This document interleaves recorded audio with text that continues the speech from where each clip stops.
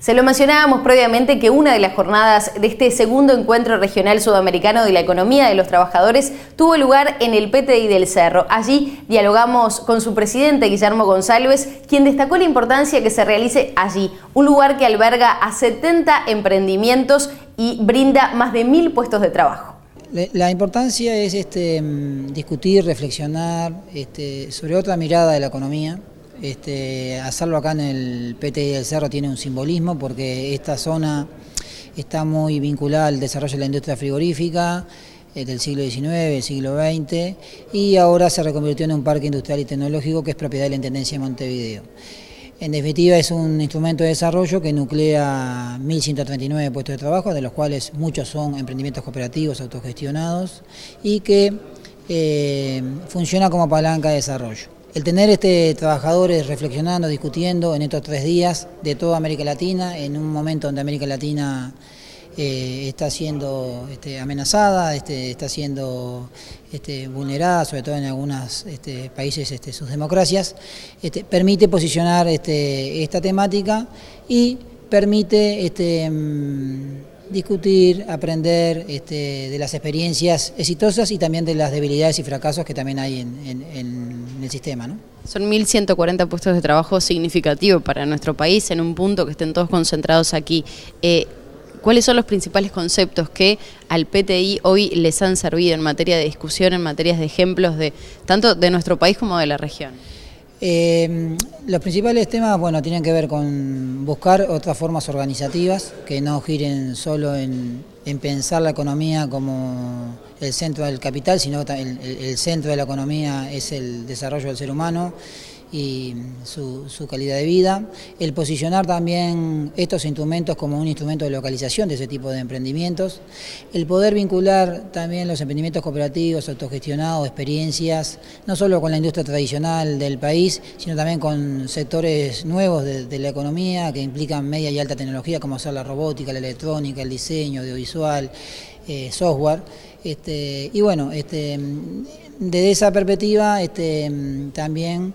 ayudan a posicionar al Parque Tecnológico Industrial del Cerro, que es el parque a nivel nacional público de propiedad de la Intendencia de Montevideo más grande del país, en poder profundizar y localizar ese tipo de emprendimientos que le darían la riqueza heterogénea que no habría, me animaría así, a nivel del Uruguay, un parque de esas características. Y por otro lado, posicionar otros valores, que es lo que pregona hoy la economía de los trabajadores, valores de la solidaridad, valores de la cooperación, valores de la autogestión, valores del compromiso, de la ayuda mutua, y eso implica, en definitiva, pensar en un nombre nuevo, en otra cultura, en otra forma de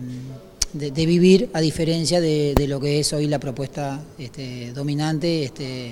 impulsada por el capitalismo, ¿no? A grandes rasgos, ¿cuántos proyectos concentra el PTI del Cerro? Ya habló de la cantidad de puestos de trabajo.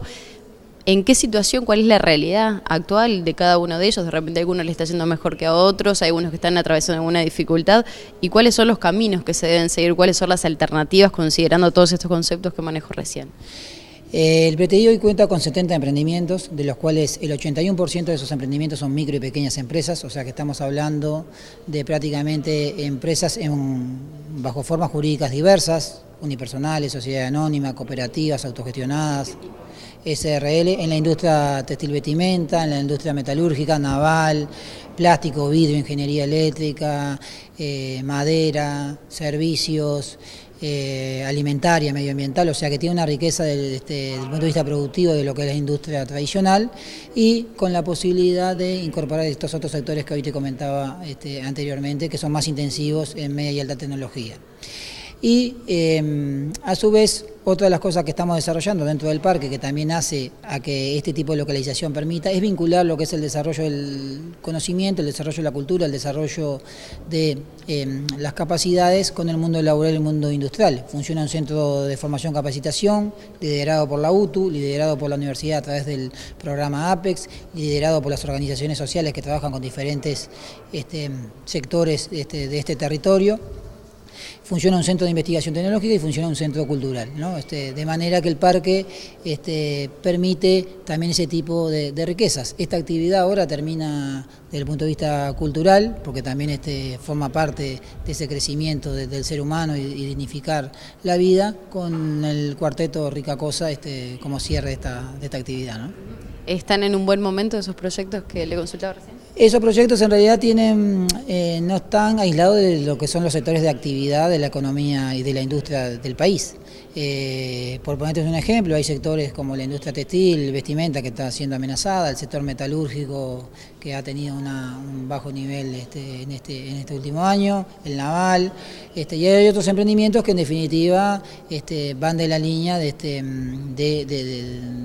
lo que es su propuesta en comercio, en materia de mercado interno, y lo que puede ser su vinculación con el mercado externo. O sea, no están aislados de lo que está pasando a nivel de la economía y del nivel de actividad de la economía. Al contrario, lo que sí es importante y quiero destacar que los parques industriales son un instrumento de la política industrial. Y bueno, si queremos diversificar nuestra matriz productiva, si queremos que el 75% de nuestras exportaciones, que hoy son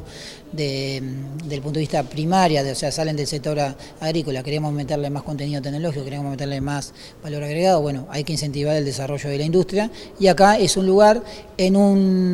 urbano, como pueden ver, estamos en un lugar céntrico desde el punto de vista de Montevideo, o sea que en un lugar desde el punto de vista estratégico de su localización, con acceso al puerto, a las rutas principales, o sea, está en la ciudad. Y eso no es menor para desarrollar este tipo de instrumentos, y a su vez donde existen capacidades históricas instaladas, como fue el desarrollo de la industria frigorífica en el siglo XIX y XX, y hoy se diversificó en 70 emprendimientos de la heterogeneidad productiva que te comentaba anteriormente, ¿no? Uno de los representantes de la región que tuvo el encuentro fue Rafael Enciso, miembro de la Federación Sindical de Trabajadores del Estado de Colombia, quien brindó una mirada acerca de la situación política de su país tras el triunfo del no en el plebiscito por el acuerdo de paz con la FARC y cómo esto afecta a la población en general. Bueno, nos ha afectado profundamente a toda la sociedad colombiana. Tenemos una guerra que ha durado alrededor de 52 años, que ha dejado más de 8 millones de víctimas en los últimos 30 años de cuando se llevan estadísticas, que tenemos 7 millones de desplazados también a quienes han quitado las tierras. Tenemos una concentración de la propiedad territorial inmensa.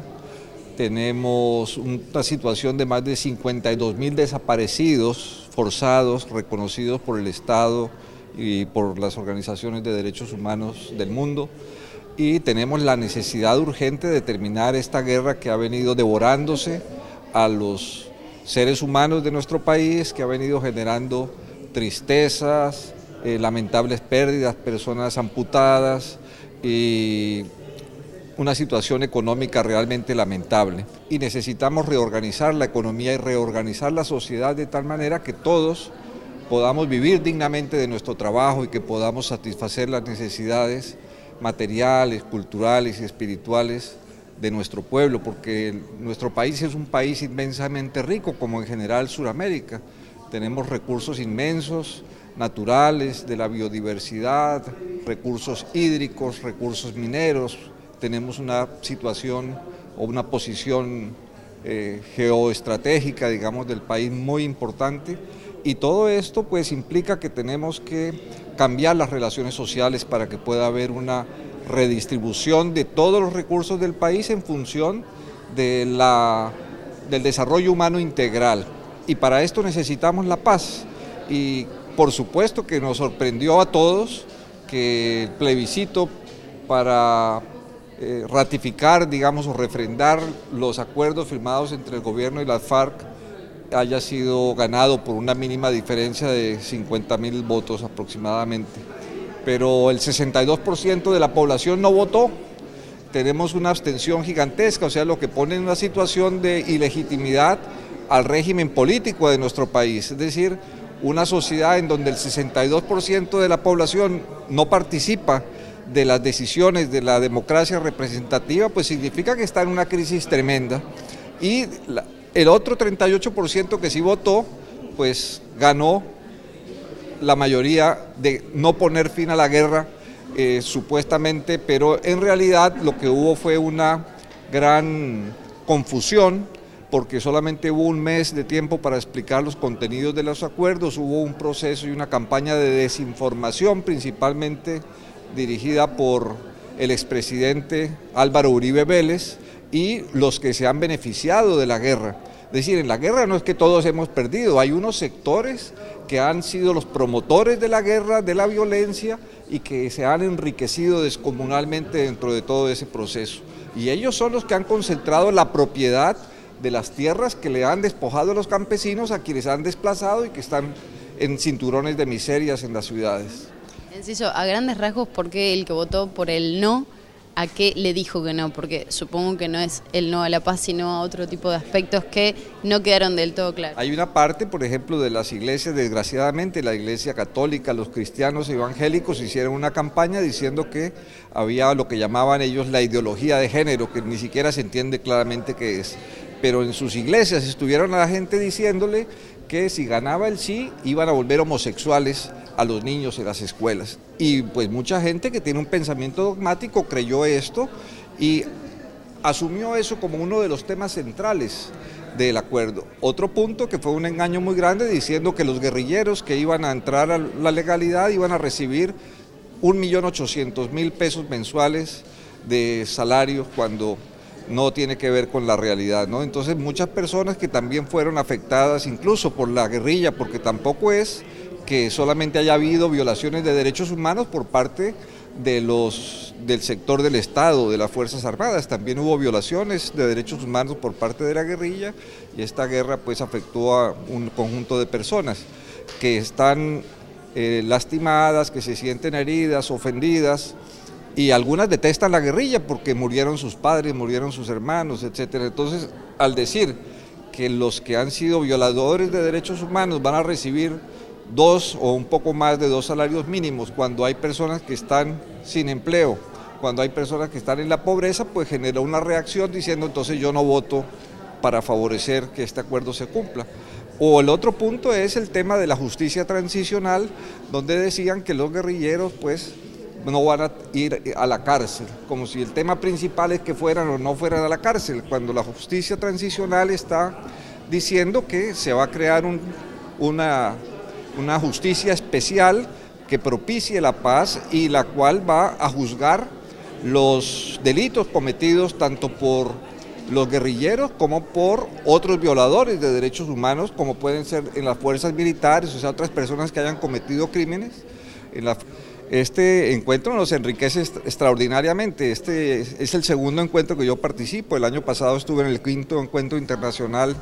la economía de los trabajadores, que se realizó en Venezuela, y este es el segundo encuentro regional sudamericano. Entonces son